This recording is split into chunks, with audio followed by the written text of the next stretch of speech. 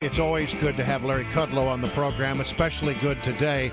Larry, of course, is the host of the Kudlow Report on CNBC and the Larry Kudlow Show, which can be heard here on WMAL Saturdays at 7 p.m. Larry, thanks for joining us. Pleasure. All right, so the stock market dropped 326 points yesterday. I think I'm correct in saying it's down about 7% from its recent high. The stock markets in Asia apparently were in the toilet overnight. Tell us what it means. Tell us what it all means, Larry Kudlow. Well, I think the particular sell-off in the USA was related to the ISM manufacturing report, which seemed to trigger tremendous across-the-board worries that economic growth is stalling in the U.S. I don't share those worries. I don't know why people obsessed about that report. I mean, one never knows why. Maybe the market is just ready for a 10% correction after last year's 30% gain.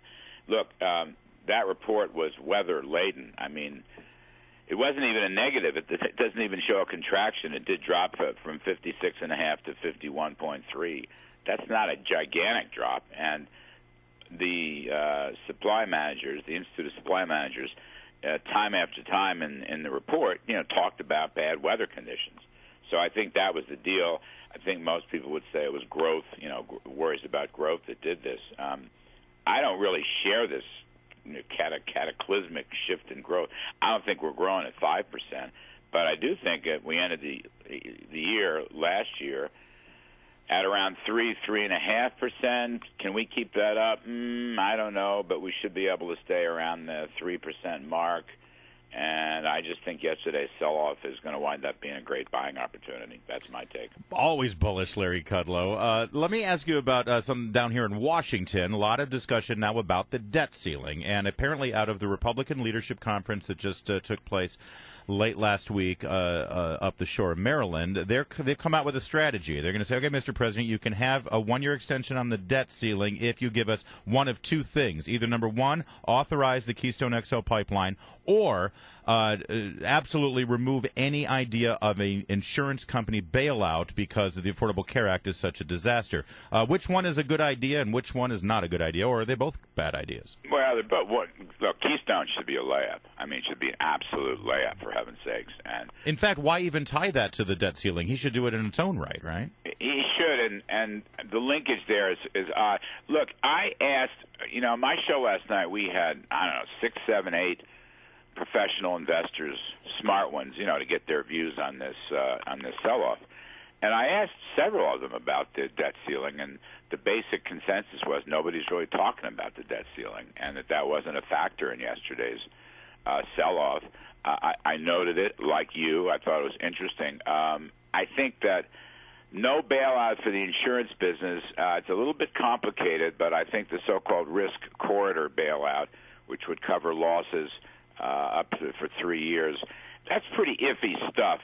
I myself am very uneasy about that and basically don't like it. I don't like the idea of a bailout either, but I want to ask you this, Larry. I mean, you're the CEO of a healthcare insurance company, and the Affordable Care Act is thrust upon you. It was sold to you based on certain actuarial tables. The whole thing has fallen apart. Why should you take the hit when the government forced this on you and they're bankrupting you?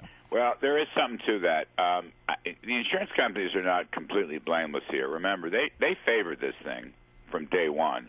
They made the mistake of a lot of people. They believed the president. Yeah, well, and they expected to have, tens of millions of more insurance customers.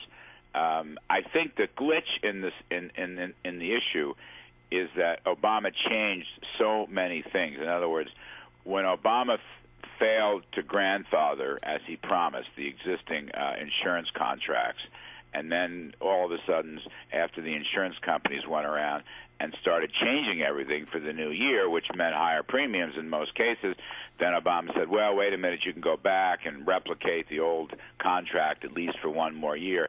This piled up a lot of expenses, and should they be bailed out for that? Maybe they should be made even for that 1 year. That's the best I can get out of it, but I'm uneasy about any bailouts because I think they knew about the mandates. Look, I'd like to see it. The trouble you're going to have here, I mean, first of all, the Republicans haven't decided this. That was one of the ideas that came out of the conference. Second of all, it's very hard to cross-rough a debt ceiling with an insurance entitlement. Do you follow me? There are different committees. It's a different process. It's possible you could do it, but it's not easy. The Keystone thing should be a layup. Yeah, it that really should be should. an absolute layup. I don't know why the president, he wouldn't answer O'Reilly's question on that Super Bowl thing. So I don't know why he's not doing that. Janet Yellen is our new Fed chief. What do we know about her? What's likely to happen under her reign? Good questions. Well, look, we know she's small.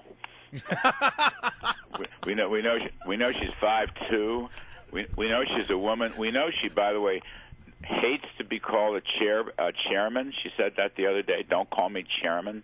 So we better call her chair. I don't remember. Did you just call her chairman or chair? I don't remember what I said. Yeah, I know. It's okay. The good news is you can take her in a one-on-one basketball game, Brian. Yeah, so don't worry about that. You call her chairman, you're in trouble. She'll never come on your show.